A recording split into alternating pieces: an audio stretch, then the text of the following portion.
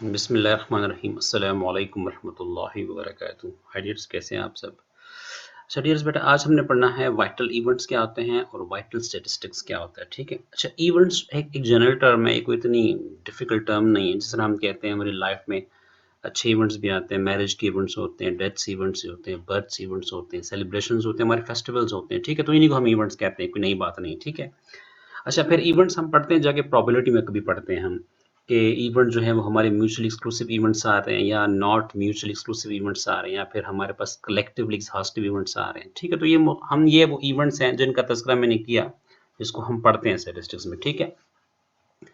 अच्छा, यहाँ पे हमारे पास कुछ इवेंट्स होते हैं जिनको हम वाइटल इवेंट्स कहते हैं। तो इसका मतलब है कि ये वाइटल इवेंट्स जो है ये पहले वाले इवेंट से बकदरे मुख्तलिफ इवेंट्स हैं। ठीक है। अच्छा, डेफिनेशन जो है इसकी बड़ी सिंपल है। अगर हम थोड़ा सा इस पे थोड़ा सा गौर कर लें तो those factors which directly affects the size. ठीक है। Those factors which directly affects the size, nature, structure, distributions and composition of human population are called vital events। यानी vital events हम उन्हें कह रहे हैं जिनकी वजह से डायरेक्टली पॉपुलेशन का साइज अफेक्ट हो जाए, पॉपुलेशन की नेचर अफेक्ट हो जाए, पॉपुलेशन का जो स्ट्रक्चर है, जो उसकी जो हियत है, उसकी जो साख्त है वो अफेक्ट हो जाए, पॉपुलेशन की जो डिस्ट्रीब्यूशन है वो अफेक्ट हो जाए, और पॉपुलेशन की जो कंपोजिशन है वो अफेक्ट हो जाए।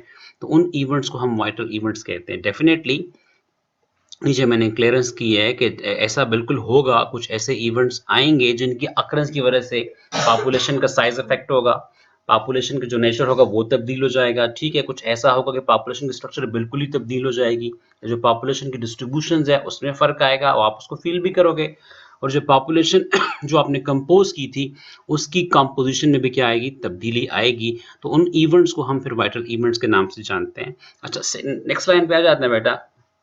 अब देखिए, क्लियर कट बात है कि more births will increase the population. Definitely जब ज़्यादा बर्थ्स होंगी तो पॉपुलेशन बढ़ेगी आपकी। ठीक है। अगर मोर डेथ्स होंगी तो फिर पॉपुलेशन आपकी क्या हो जाएगी, पॉपुलेशन डिक्रीज हो जाएगी। तो यहाँ से कुछ कंसेप्ट हमें मिल रहा है कि अगर ज़्यादा बर्थ्स होती हैं तो डेफिनेटली पॉपुलेशन आपकी बढ़ जाएगी। अगर डेथ्स ज़्यादा हो जाती हैं, ठीक है, तो डेफिनेटली पॉपुलेशन में कमी महसूस होगी। Equal deaths and equal births, for example balancing आ रही है, तो इसकी वजह से फिर आपकी जो पॉपुलेशन है वो स्टेबल रहेगी। ठीक है, तो कुछ ना कुछ आइडिया जो है वो आपको मिल रहा है। अच्छा, माइग्रेशन, हिजरत वगैरह करते हैं, इसकी वजह से भी आपकी पॉपुलेशन का अफेक्ट साइज जो होता है उसमें बड़ी तब्दीली आती है। अच्छा, दो किस्म की माइग्रेशन, तो एक हिजरत करना। ठीक है। अगर आपके मुल्क में कोई आता है तो उसको फिर हम इमिग्रेशन कहते हैं, आई से डिनोट करते हैं। फॉर एग्जाम्पल एक मिसाल आपको दे दूं मैं, इस तरह वसीम अकरम है, हमारे मोस्ट फेमस क्रिकेटर हैं, उनकी शादी हुई है तो वो ऑस्ट्रेलिया से अपनी वाइफ को लेकर आए हैं, शनीर है जो भी है। तो वो जो लड़की है वो यहाँ पे इमिग्रेट कर कर आई है, मतलब ये आई वाला कंसेप्ट यहाँ पे यूज होगा। और फॉर एग्जांपल हम सुनते हैं कि जो इंडियन एक्टर है दिलीप कुमार, वो पेशावर में रहता था, फिर वहां से वो चला गया, तो वो चूंकि हमारे मुल्क से चला गया तो उसके लिए फिर हम इमिग्रेशन का वर्ड इस्तेमाल करें। तो मतलब ये माइग्रेशन एक जनरल टर्म है। इमिग्रेशन और इमिग्रेशन में थोड़ा सा फर्क है। कोई आएगा तो उसको इमिग्रेट कहेंगे, कोई जाएगा तो उसको एमिग्रेट कह देंगे। तो इसकी वजह से भी पॉपुलेशन का साइज जो होता है उसको अफेक्ट होता है, तो इसको भी हम वाइटल इवेंट्स में काउंट करेंगे। ठीक है। अच्छा, मैरिजेस होती हैं, डाइवोर्स होती हैं, अफेक्ट्स द साइज टू। इनकी वजह से भी पॉपुलेशन का साइज जो होता है अफेक्ट होता है, मुतासर होता है, उसमें तब्दीली आती है। तो ये तमाम वो चीदा चीदा इवेंट्स, चीदा चीदा फैक्टर्स थे जिनका मैंने तज़किरा किया कि इनकी वजह से पॉपुलेशन का जो साइज है वो क्या होता है, वो अफेक्ट हो जाता है। ठीक है।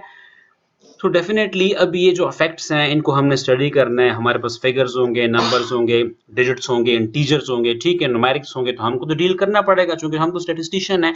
तो वाइटल स्टैटिस्टिक्स की डेफिनेशन एग्जैक्टली वही है जो हम आम स्टैटिस्टिक्स की डेफिनेशंस करते हैं, लेकिन हम इसमें वाइटल इवेंट्स को जो है वो क्या कर देंगे, ऐड कर देंगे, यहाँ पे उसको प्लेस्ड कर देंगे। ठीक है। तारीफ हम इसकी यूं करेंगे कि vital statistics translates the complex facts and figures regarding vital events into simple and understandable form.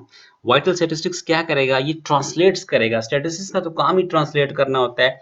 Complex facts, complex figure, जो डेटा होता है उसमें कॉम्प्लेक्सिटीज होती हैं, ठीक है, तो उसको हम सलीस फॉर्म में, एक आसान फॉर्म में, एक आम फहम फॉर्म में कन्वर्ट कर देते हैं, जो सिंपल भी होती है और आम मतलब आपको समझ भी आती है, अंडरस्टैंडेबल फॉर्म में होती है। तो वाइटल इवेंट जब डेफिनेटली हम कलेक्टिवली स्टडी करेंगे तो डिफिकल्टीज तो फेस आएंगी।